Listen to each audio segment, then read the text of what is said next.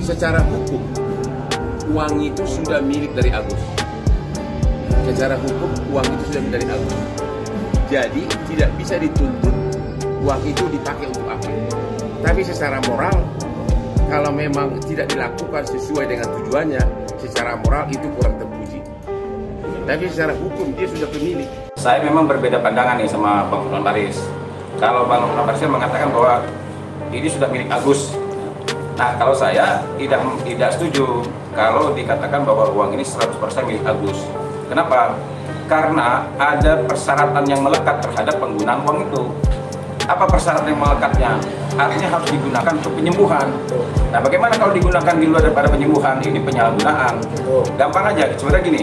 Untuk menilai apakah kedua orang ini yang berperkara ini mana sih yang benar di antara dua ini, simpel.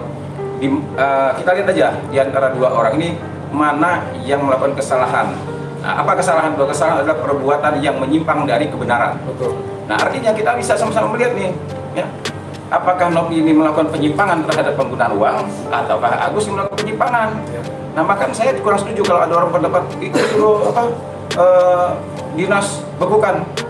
Loh, apa masalahnya perusahaannya dibekukan sepanjang yayasan ya, dalam hal ini Nopi melakukan kegiatan yang tidak menyimpang, tidak ada dinas berani mau bekukan itu, kecuali kalau yayasan itu menyimpang.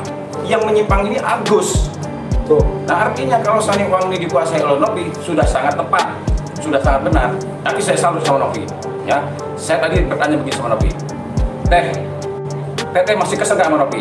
Sama si Agus? Dia jawab tidak. Bahkan dia masih mau melakukan penyembuhan. Betul. Jadi saya bilang, inilah alasan kami ya para advokat ini mau melakukan pembelaan terhadap Nopi. Artinya walaupun dia dilaporkan ke polisi masih punya niat untuk melakukan penyembuhan. Memang hati dia memang sudah terbiasa melakukan kegiatan sosial nih orang, kemanusiaan. Akhirnya kita sepakat untuk melakukan pembelaan terhadap dirinya. Nah, oleh karena itu, siapapun ada orang-orang yang di belakang ini, baik teman saya yang berlawanan dengan saya udah gua nggak anggap teman lagi, karena mereka saya anggap tidak sayang sama manusia yang buta. Kalau misalnya masih orang-orang normal lu lawan sih, gue sih masih anggap kalau mungkin lu pengen ngetop. Tapi kalau udah lawan orang buta, lu nyerang gue, berarti lu nggak usah berteman sama gue lagi deh. Dan kalau sampai pada akhirnya si Agus tidak dapat juga penyembuhan hanya karena hanya karena egonya, atau ada yang bisik sana bisik sini ya, bisikan Saiton. Nah, saya tidak tahu Saiton siapa Bang? Live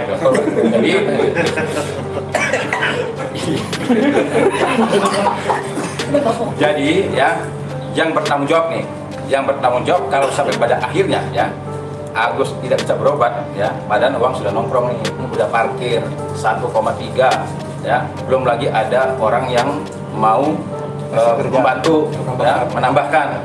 Hanya karena nih, sekali lagi, hanya karena Agus egonya tidak memahami situasi dan kondisi dia sekarang ya. Yang bersalah siapa? Orang sekelilingnya. Siapa Bang? Termasuk kuasa hukumnya. Kenapa bisa begitu Bang? Karena Agus tidak bisa melihat ya. Yang awalnya dia tidak begitu kencang ya. Ya contohnya begini aja. Ada tawaran dari John LBF, dijawab dengan tegas, bahkan dia menantang 5 miliar. Ya, secara kemanusiaan tolong ya sahabat-sahabat saya, kasihlah ya nasihat yang baik agar apa ini orang bisa sembuh. Jangan hanya karena kita ya memanfaatkan ya, situasi dan kondisi ini akhirnya apa Agus tidak bisa sembuh ya. Sekali lagi nih saya berharap udahlah ya, jangan sesumbar ya. Kemarin saya statement di virtual, saya tantang John LBF 5 miliar untuk kasus hukum ini ya. Kalau saya tidak bisa memperjuangkan Mas Agus ya, kalau saya tidak bisa memenjarakan Nopi, saya berhenti jadi lawyer. Saya berhenti jadi lawyer, atau saya tantang John LBF 5 miliar, berarti RT punya uang 5 miliar.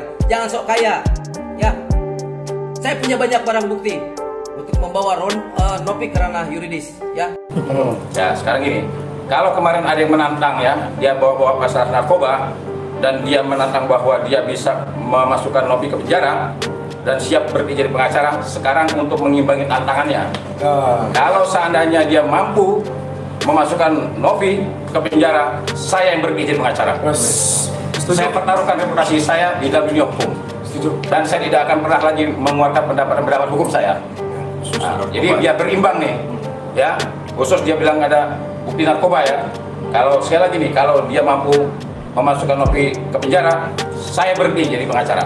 Saya gantungkan logat saya. Biar berimbang tantangannya.